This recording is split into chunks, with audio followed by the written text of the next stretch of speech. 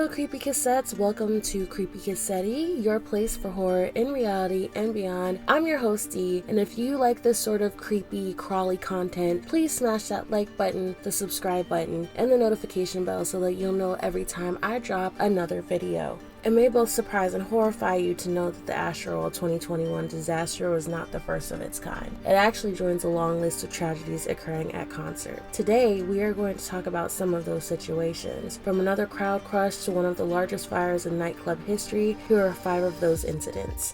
Number 5. On December 3rd, 1972, The Who, one of the biggest bands in the world at the time, came to Cincinnati, Ohio for the first time in quite a while. They were set to play at the Riverfront Coliseum, so naturally, concertgoers were lining up to collect their tickets, just to have a taste of the band's energy and watch them perform. General admission seats sold out quickly, and so admissions started selling festival seating, or basically wherever you could find room to stand. Approximately 18,348 tickets were sold for the event, and of those tickets, the majority of them sold were for festival seating, so far more people standing than actually filling seats. Crowds started filling in around 3 p.m. that day, everyone just trying to find something to pass the time while they waited for the music to start. The concert was not set to begin until 7 p.m., and by 6:30 p.m., there was a huge swell of people waiting for the doors to open. Estimates put the crowd at being between 7,000 and 12,000 people. What the Coliseum management failed to inform the concert goers was that the band was running behind and would not officially begin their set at 7. Instead, at the start time, the band was performing a soundtrack. When concert goers heard the familiar notes of one of the band's tunes, they became anxious, thinking that they were missing out on the performance, and started to rush the building. It started with the sound of broken glass, as it was reported that one concert goer threw a bottle at the pane of glass in the door. Only 4 of 16 Coliseum doors were open, and 2 of those doors were being blocked by guards holding batons. People in the back were pushing and pushing, not realizing that the people in the front were losing their footing. Some accounts mentioned people's feet were barely touching the ground. There was so much congestion. Some people who collapsed and were not pulled out of the jumble in time were trampled. The bottleneck took place for around 40 minutes, and when things finally settled, only carnage and a few staggering bystanders remained. 11 bodies were found, 7 men and 4 women. Many more people were taken to 4 different hospitals in the area with injuries.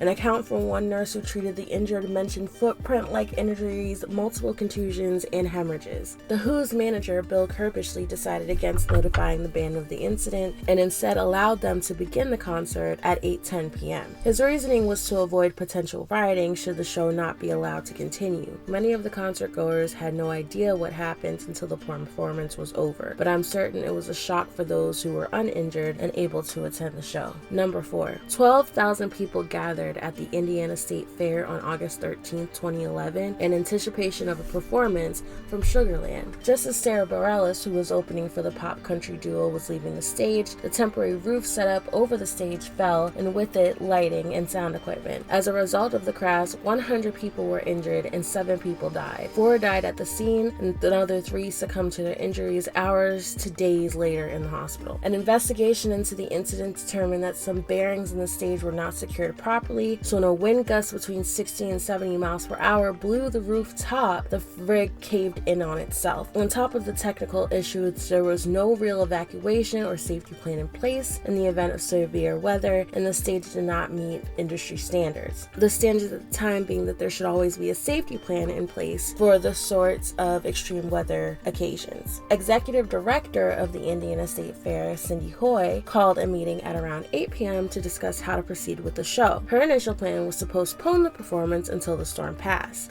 The concert was set to begin at 8:45 p.m. and the storm was predicted to start at 9:15 p.m. Fairground staff inquired with Sugarland's managers about next steps. Their response was to perform the show on time and postpone should the weather worsen. State Police Captain Brad Weaver approached Hoy, expressing his concern for public safety and to suggest that the show be canceled and an evacuation plan set up for the crowd. The National Weather Service issued a hail hail and wind warning at around 8:39 p.m. An announcer reported that the show would continue and provided a quick evacuation plan. But Captain Weaver, unsatisfied with the announcements, reiterated to Hoy that the show needed to be canceled. It was at 8:46 p.m., just as Hoy and Captain Weaver were walking to the stage to cancel the show, that the stage roof fell. Sugarland was still in their tour bus at the time. A few days later, the fairgrounds reopens. Staff put on a memorial to honor the people who did not make it, but business continued as usual, except for 2 performances that were scheduled for the same stage being canceled. Number 3. Metal fans wept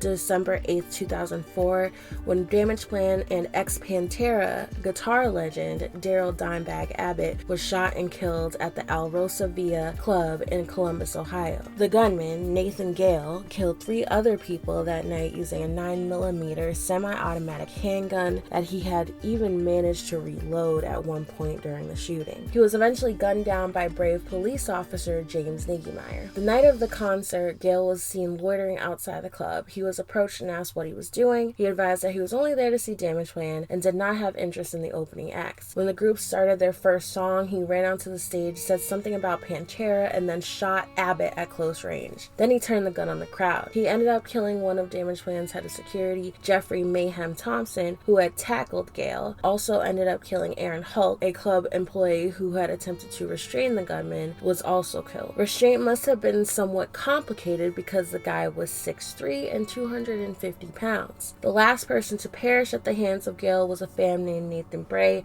who had jumped on the stage to attempt to resuscitate Abbott and Thompson. Officer James Niggemeier was on patrol nearby. He snuck in through one of the venue's back doors and up to the stage where he confronted the shooter. Gale was holding a hostage who moved out of the way just enough for Niggemeier to take out Gale without hurting the hostage. Damageplan's tour manager, Chris Palooza, and drum tech, John Brooks, had to be treated in the hospital for their injuries. Another road crew member, Travis Burnett, was treated at the scene. There are 2 theories as to what Gale's motives were for that senseless act. One theory says that Gale blamed Abbott for Pantera's breakup. Another theory was that Gale believed Pantera had plagiarized his lyrics and was attempting to steal his identity. All in all, these don't seem like the thoughts of a completely sane individual. It turns out that Gale was an ex-Marine who had been discharged after he was diagnosed with paranoid schizophrenia. Mental health is very important and should not be stigmatized. He is one individual. This is an anecdotal incident, and people with mental health struggles are just as valuable as any other person and deserving of love and support. Number 2. Roskilde Festival is a 4-day music festival that takes place in Roskilde, Denmark. It is one of the largest music festivals in Europe, taking place annually since 1971. On June 30th, 2000, 50,000 people gathered at the venue's largest stage, Orange Stage, to listen to Pearl Jam play. Pearl Jam was just one of almost 200 acts performing that year.